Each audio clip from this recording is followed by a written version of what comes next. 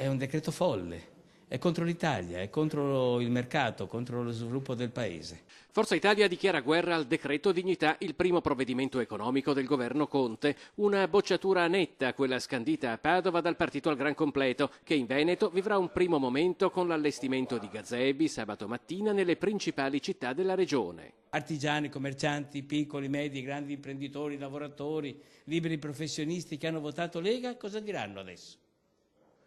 Grazie Salvini? Ecco, noi non ci rivolgiamo tanto a Di Maio, è una causa persa, pace all'anima sua Di Maio. Ci rivolgiamo alla Lega. Riuscite a tradire in questa maniera i vostri elettori? Salvini e la Lega sono nel mirino di Forza Italia, spiegano i vertici del partito, per aver sconfessato le ricette economiche sottoscritte alla vigilia delle elezioni, andando nella direzione opposta.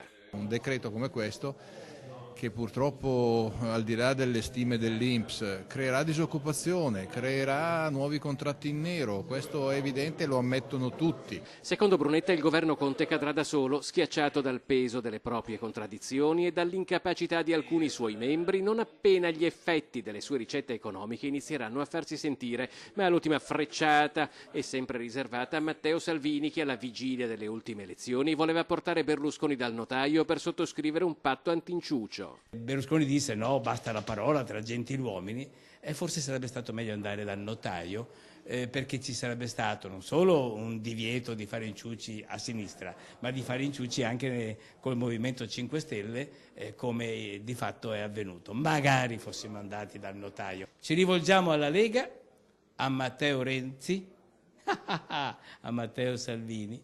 Torna a casa Matteo Salvini, torna nel centrodestra.